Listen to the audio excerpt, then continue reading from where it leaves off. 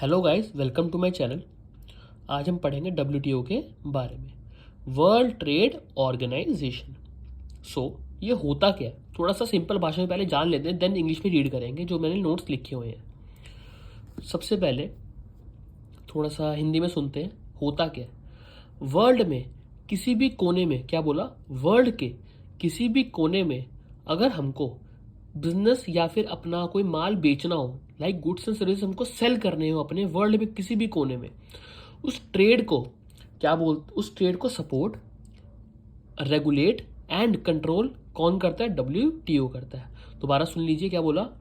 World के किसी भी कोने में हमको अपने गुड्स एंड सर्विसेज बेचने हैं, सेल करने हैं, उस ट्रेड को जो डब्ल्यूटीओ होता है सपोर्ट करता है, फैसिलेट करता है एंड रेगुलेट करता है, सॉरी, इंटरनेशनल मार्केट के अंदर कोई फ्रीली करता है, कोई रुकावटें इसमें नहीं आती। थोड़ा सा अब इंग्लिश में पढ़ के देखते हैं। WTO an inter governor organisation. Inter governmental organisation मतलब होता है कि कोई फ्रीली ट्रेड करना, बिल्कुल फ्रीली, कोई भी रुकावटें इसमें नहीं आती।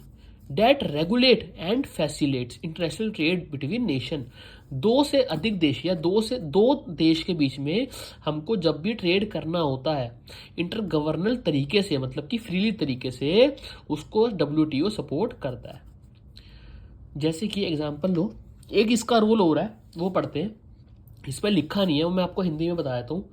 जैसे कि मैं एक इंडिया ले लो और एक जापान ले लो, ये आपस में ट्रेड कर रहे हैं 2-3 साल से, दो कंपनीज आपस में ट्रेड कर रहे हैं, ठीक है। इनकी कुछ कंपनीज आपस में ट्रेड कर रही थी, फ्यूचर में कुछ इनके कन्फ्लिक्ट्स हो जाते हैं, कुछ डिस्प्यूट्स हो जाते हैं, लड़ाई झगड़े हो जाते हैं कुछ। तो अब ना जापान उसको सेटल कर रही है, ना इंडिया उसको सेटल कर रही है, मतलब सॉल्व कर रही है लड़ाई झगड़े को। तो उसको धीरे धीरे उनका जो ट्रेड है वो धीरे धीरे बिगड़ता जा रहा है। डब्ल्यूटीओ उस चीज़ में भी बहुत बड़ी हेल्प करती है, सपोर्ट करती है इन लोगों को फॉर सॉल्विंग द डिस्प्यूट्स। सारे लड़ाई झगड़ों को सॉल्व करने में डब्ल्यूटीओ भी मदद करती है, इसका चलो एक ये रोल भी होता है। अब एक चीज़ और पढ़ते हैं। WTO officially commenced on 1 Jain 1995। ये कब आया था? 1995 के अंदर ये आया था। ये पहले 1948 में आया था, किस नाम से? गैट के नाम से, general agreement on tariff and trade. Then कुछ सालों बाद इसका नाम चेंज करके डब्ल्यूटीओ रख दिया गया 1995 के अंदर। इसका हेडक्वार्टर स्विट्जरलैंड में, जिसका एड्रेस मैंने ये लिखा हुआ है, मतलब कि इसको बोलते हैं सेंटर विलियम रैपिड। इसके अंदर 164 कंट्रीज मेंबर्स इंक्लूडेड पहले से ही, इंक्लूडिंग इंडिया। और पूरे वर्ल्ड के अंदर 96% ऑफ ग्लोबल जीडीपी ये इंक्रीज करने में मदद करता है। कौन? डब्ल्यूटीओ। एक तरीके से परमिशन देता है ये इंटरनेशनल बिजनेस करने के लिए फ्रीली तरीके से। मैंने थोड़ा सा समझ आया तो लाइक ज़रूर करिएगा। अब कुछ इसके फंक्शंस हैं, फंक्शन पढ़ लेते हैं। 4 फंक्शंस हैं ये रहे।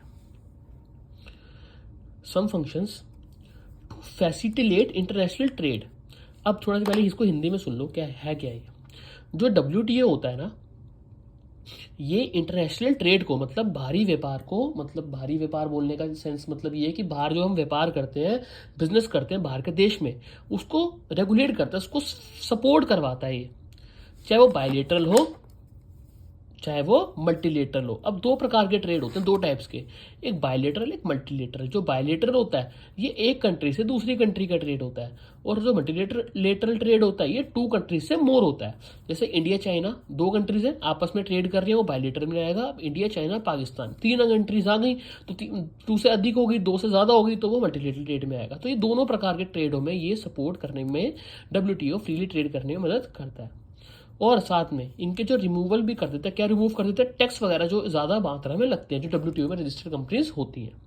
पहला फंक्शन हो गया कि जितने भी बैरियर्स हैं, tariff and non tariff, tariff हो गए टैक्सेस वगैरह, और नॉन टैरिफ जो विदाउट टैक्सेस वाले टैक्स होते हैं, इन बैरियर मतलब रुकावटें, रेस्ट्रिक्शन, इनको रिमूव करने में बहुत बड़ी हेल्प करता है। कौन? डब्ल्यूटीओ। चाहे वो बायलेटरल ट्रेड हो चाहे वो मल्टीलेटरल ट्रेड हो। दूसरा फंक्शन क्या होता है? अब एक बात बताओ, कोई ट्रेड है, जैसे मान लो एक एग्जांपल लेते हैं इसको दूसरे फंक्शन को समझने के लिए। उसने बोला क्या वैसे, to enlarge production and trade of services. अपने डब्ल्यूटीओ प्रोडक्शन को इंक्रीज कैसे करवाएगा? तुम खुद सोचो, एक कंपनी के, देश के, जैसे इंडिया का ही एक कंपनी, कोई भी कंपनी मान लो, मिस्टर ए की कंपनी है, राहुल की कंपनी मान के चलो। जो ये राहुल है, पहले ये डोमेस्टिक कंट्री पे अपना माल बेचा करता था। डोमेस्टिक कंट्री मतलब इंडिया में ही माल बेचा करता था, इंटरनेशनल माल नहीं बेचता था। तो इसको 50,000 करोड़ का प्रॉफिट होता था। इसने अपनी कंपनी रजिस्टर करवा ली WTO के अंदर, ताकि ये फ्रीली ट्रेड कर सके इंटरनेशनल मार्केट के अंदर।